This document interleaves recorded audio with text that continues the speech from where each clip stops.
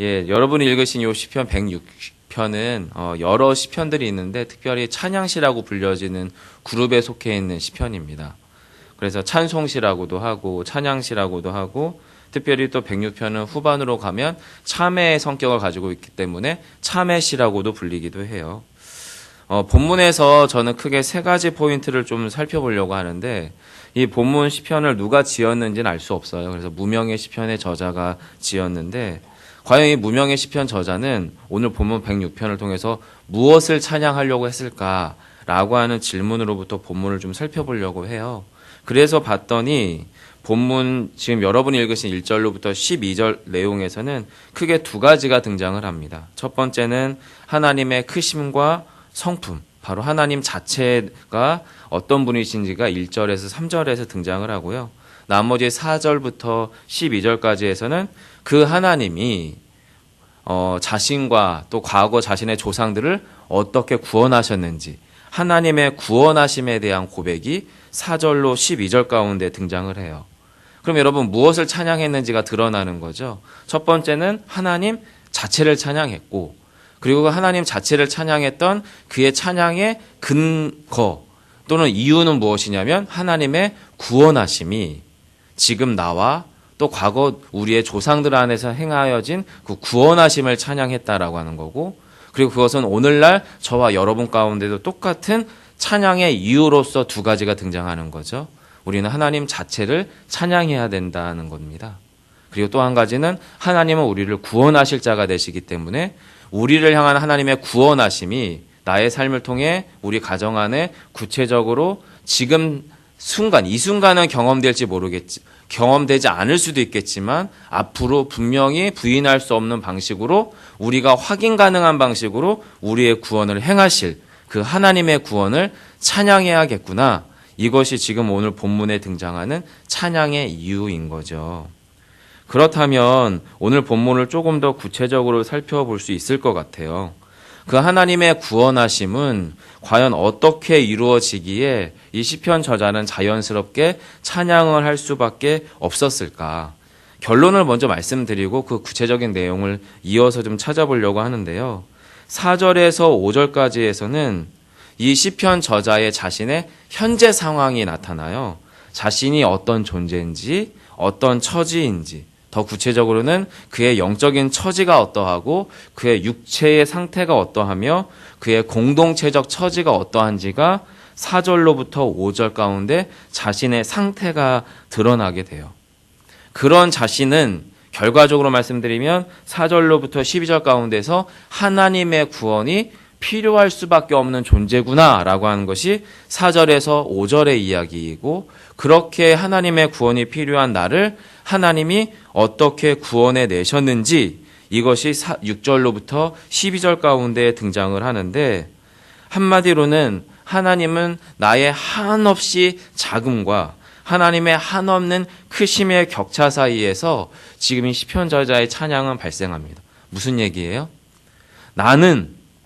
나로서는 나만 봐서는 나는 도저히 하나님을 찬양할 수도 기도할 수도 하나님을 기뻐할 수도 없는 존재지만 하나님의 크심을 바라보면 도무지 나는 하나님을 찬양할 수밖에 없구나 라고 하는 것을 깨닫게 되는 시편 저자의 영적 상태가 본문 안에 드러나고 있다라고 하는 거예요.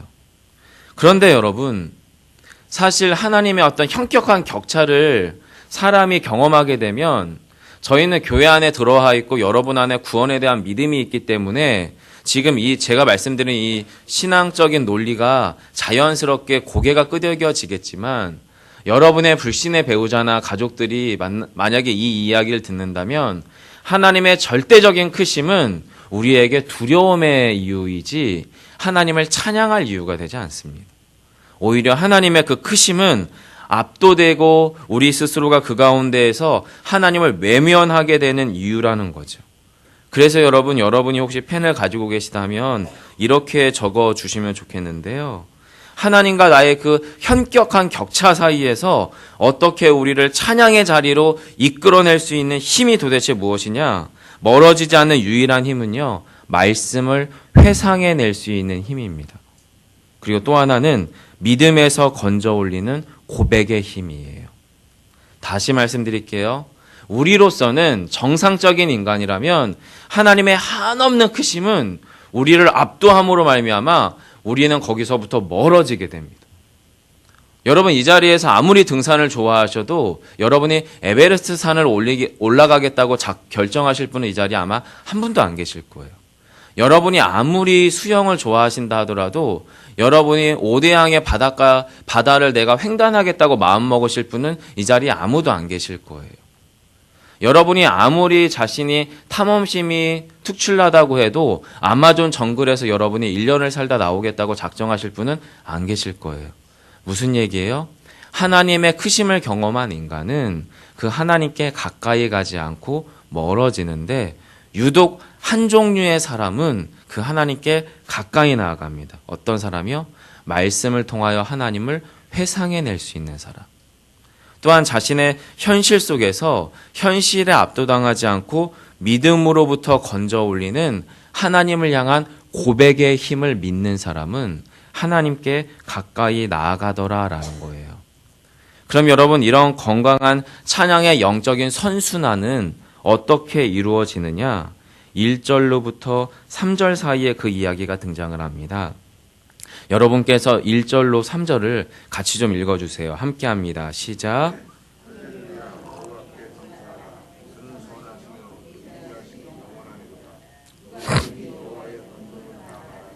주께서 받으실 찬양을 다 선포. 정의를 지키는 자들과 항상 공의를 행하는 자는 복이 있도다. 여러분이 본 시편은 많은 학자들이 대부분 이 시편은 바벨론 포로기 때 어느 한 무명의 이스라엘인이 썼다라고 추정하는 시입니다. 즉 그의 눈에 보이는 현실적인 정황은 뭐냐면 포로 상태였다라고 하는 거예요.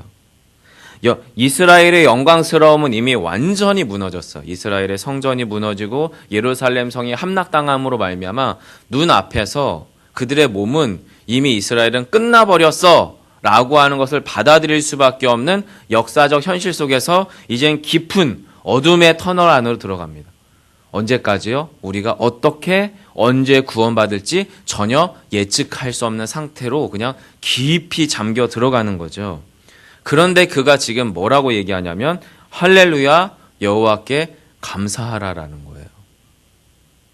자, 눈앞에 보이는 현실, 나의 피부로 와닿는 현실은 감사할 수 없어요. 그죠? 우리는 물론 포로 상태를 경험하지 못했지만 일본의 잘못된 제국주의 지배를 경험했던 우리의 어른들은 그것에 대한 막연한 두려움과 경험치를 가지고 계실 거예요. 숨 쉬는 것 외에는 모든 게 허락되지 않은 그 어떤 상황들. 한국은 특별히 그런 경험들이 충분히 있지 않습니까? 일제시대에도 있었고요. 전쟁의 시대를 경험했고요. 극심한 가난의 시대. 아프리카보다도 훨씬 더 가난함으로 말미암아 내가 오늘 먹을 게 없어서 죽을 수도 있겠구나라고 하는 경험을 가지신 경험을 우리 어른들은 가지고 있단 말이에요. 그런 상황에서 감사하다. 즐겁다. 기쁘다. 내일이 기대된다. 여러분 이 말은 사실은 사치거든요.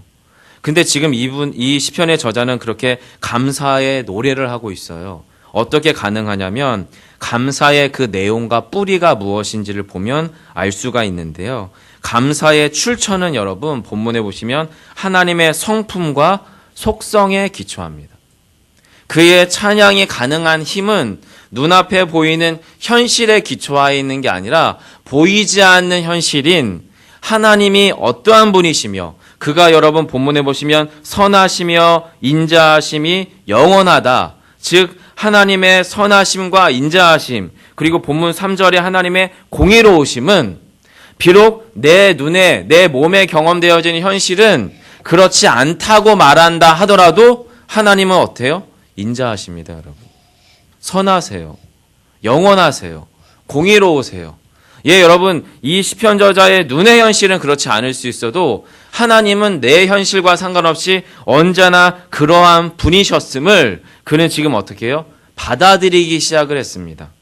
그리고 그의 찬양의 뿌리는 하나님의 속성에 기초하는데 본문 보시면 여러분이 읽으신 본문에 영원함 그리고 하나님의 공의로움, 하나님의 권능 전능함에 기초하고 있다라고 하는 거예요. 자, 그러면 그렇게 우리의 눈앞에 보이는 몸으로 체감되는 현실과 상관없는 하나님 자체, 하나님 대상, 하나님 스스로에 대한 그 고백으로부터 그가 무엇을 길어 올리냐면 1절에 보시면 여호와께 감사하라. 여러분 이건 보면 뭐냐면 명령문입니다. 하나님이 이러한 분이므로 내 영혼아 여호와께 감사해라 라는 거예요.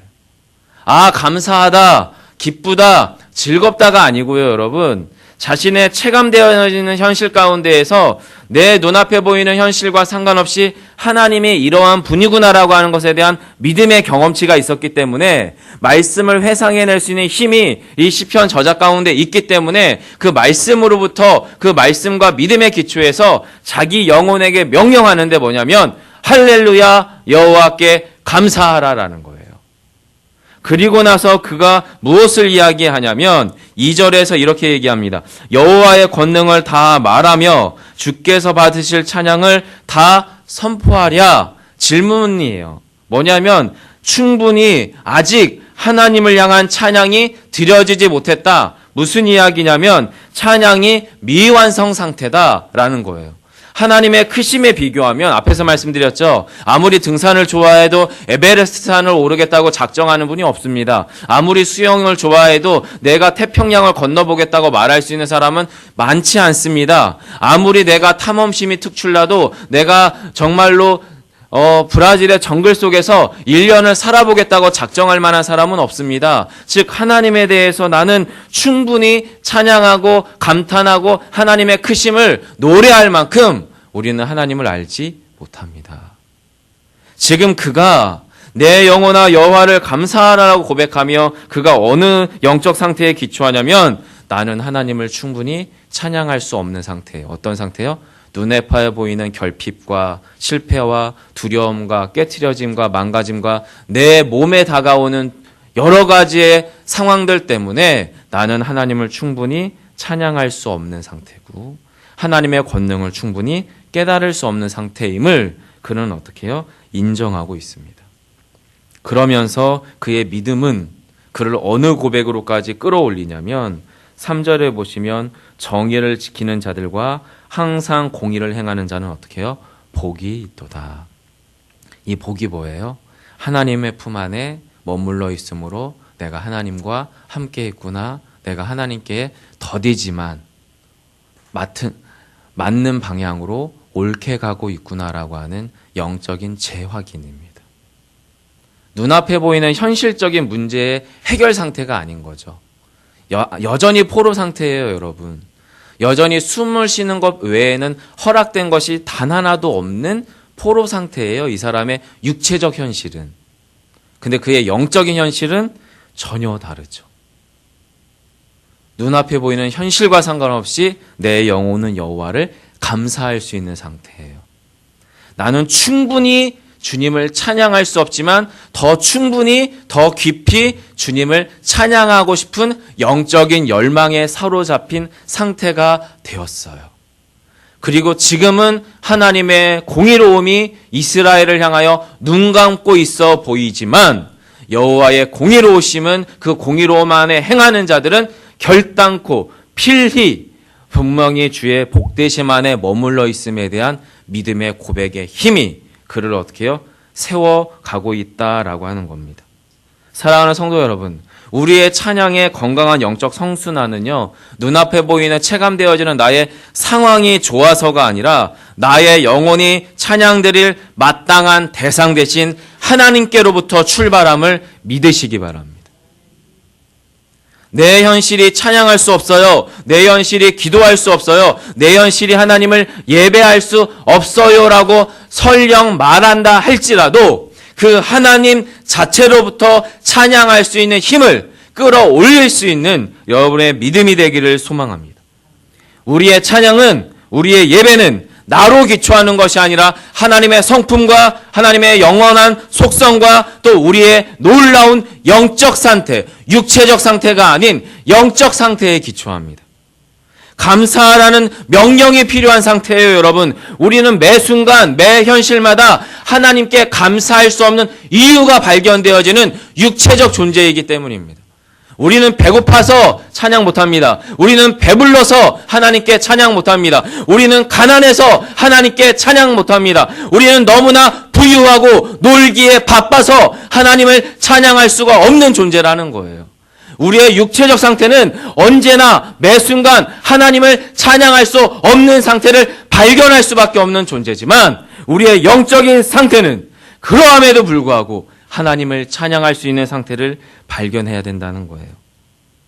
그리고 하나님의 그 공의로우심은 반드시 우리를 회복시키실 것이기 때문에 그 놀라운 복되심 안에 속해 있는 존재가 우리라고 하는 것을 지금 이 시편 저자는 어떻게 해요? 받아들이고 있어요. 바벨론의 포로 생활 중에서. 그러므로 이 믿음이 우리를 순전한 찬양자의 상태로 놓게 한다라고 하는 겁니다. 앞에서 말씀드렸습니다. 나의 현실적 상황이 아니라 나의 영적 상황이 저와 여러분의 현재를 결정하는 겁니다.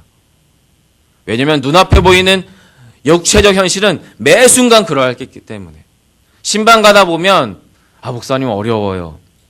죄송하지만 5년 전에 제가 신방 갔을 때도 목사님 어려워였습니다.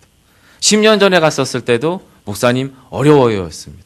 앞으로 제가 5년 후에 암흑의 성도님을 신방하더라도 그분도 역시 목사님 어려워요 라고 하실 거예요.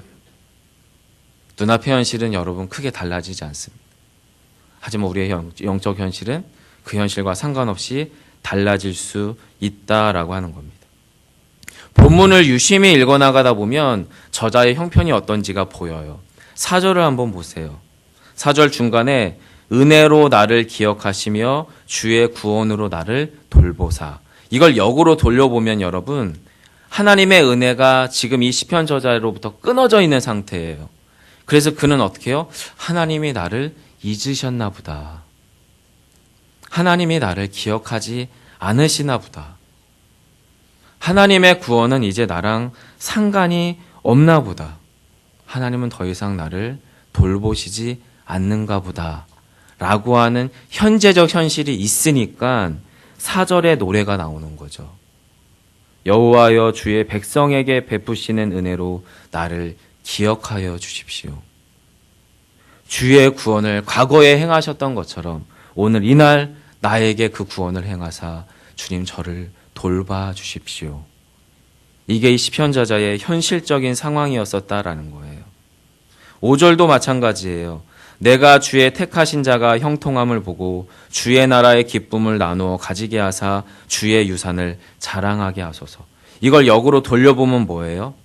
나는 과거 하나님이 택하신 자인 줄 알았는데 지금은 내가 하나님께 버려진 자인 것 같고 하나님의 그 형통함은 지금 나의 삶에서 보여지지 않죠.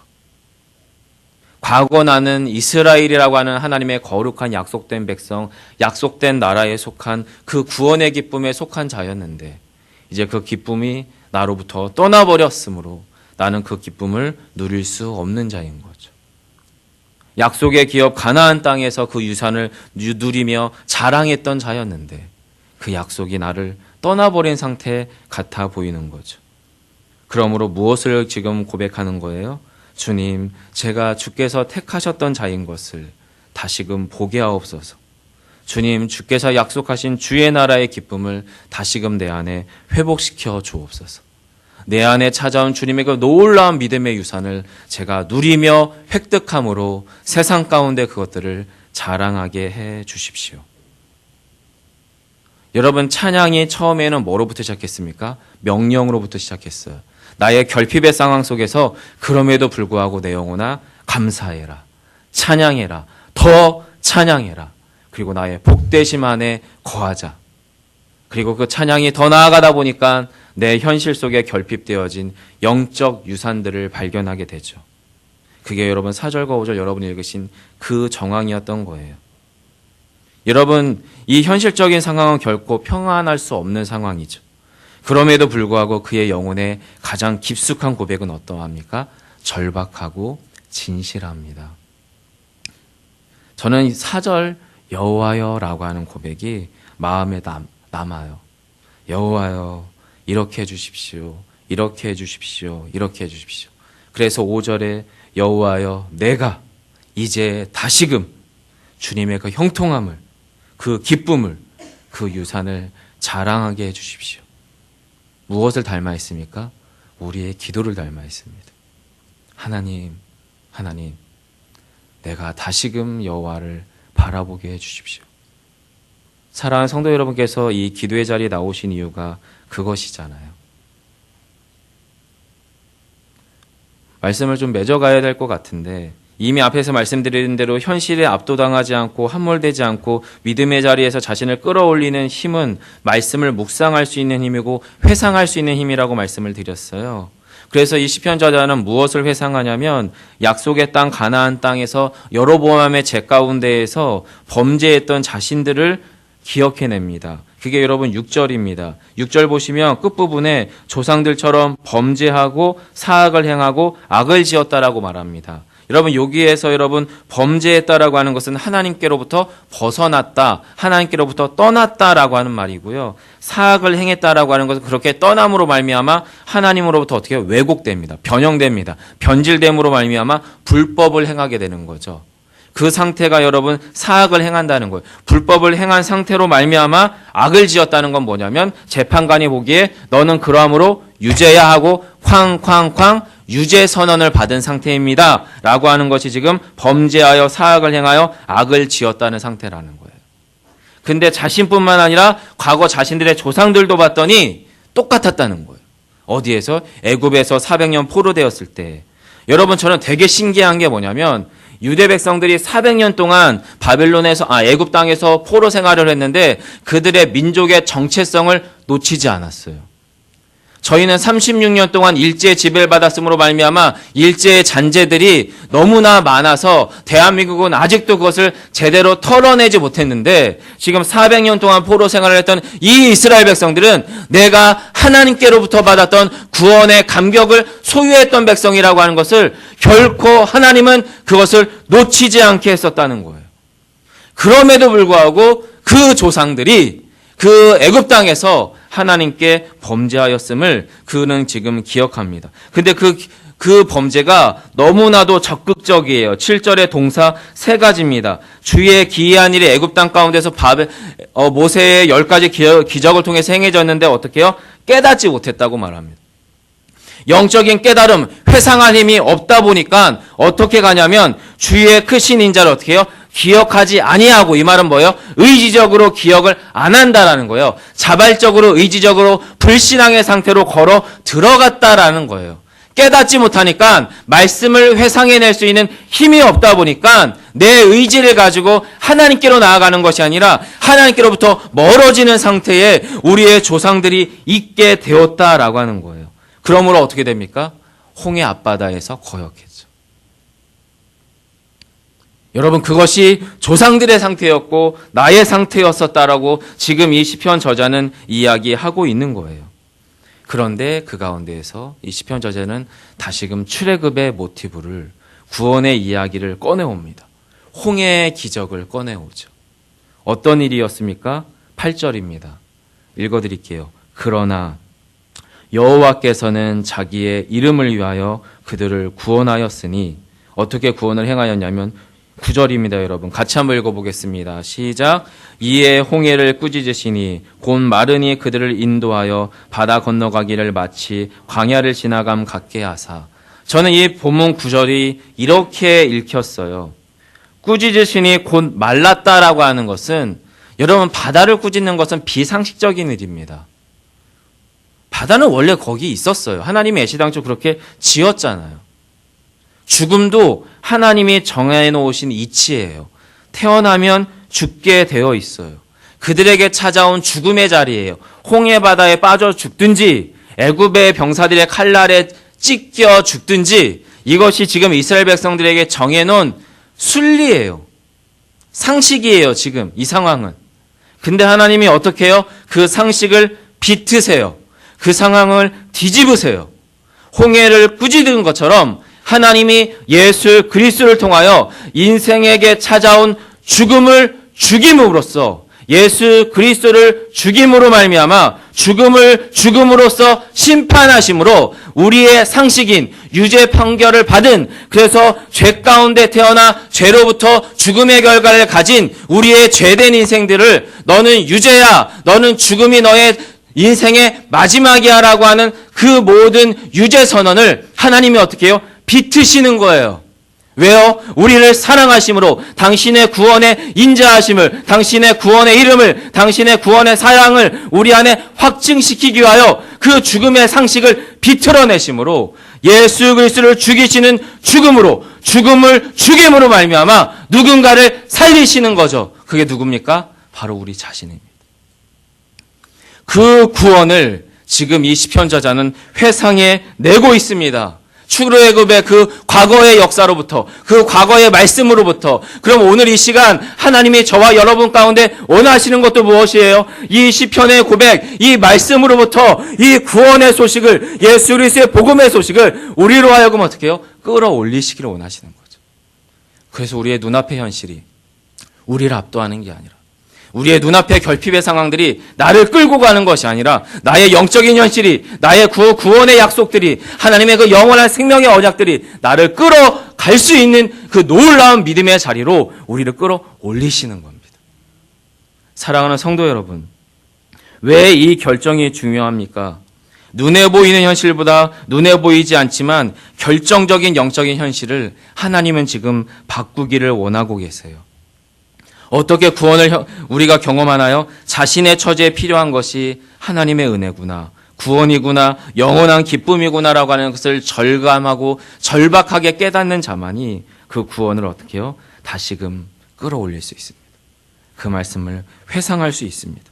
오늘 우리에게 요청되는 것도 동일합니다. 눈에 보이는 현실보다 보이지 않는 영적 현실에 집중하는 오늘 하루가 되길 원합니다.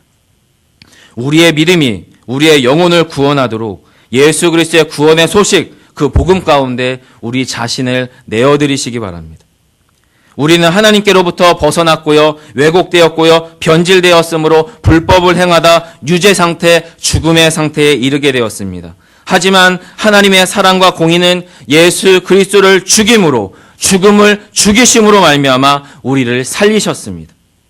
그리고 우리는 시편의 저자의 첫 노래처럼 내 영혼아 여호와를 감사하라, 내 영혼아 여호와를 찬양하라, 내 영혼아 우리가 그리스도의 공의 가운데 복된 자가 되었다라고 하는 그 놀라운 신앙의 고백이 오늘 여러분의 현실로 사라지는 오늘 한날이 되기를 간절히 소망합니다. 기도하겠습니다. 아버지 하나님 감사합니다. 다시금 이번 한 주간의 삶이 기도의 자리에서 우리의 구원의 소식을 재확인하는 영적 자리에서 시작하게 하심에 감사합니다. 우리 귀한 믿음의 식구들이 다시금 오늘 예수 그리스도의 그 구원의 소식 안으로 자신을 내어드리며 기도의 자리, 찬양의 자리, 믿음의 자리에 온전하게 서가는 오늘 한날이 되게 하여 주옵소서.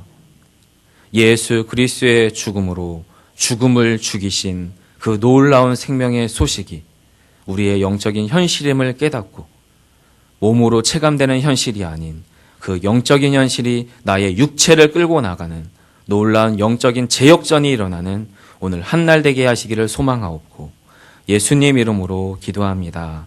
아멘. 하늘에 계신 우리 아버지여,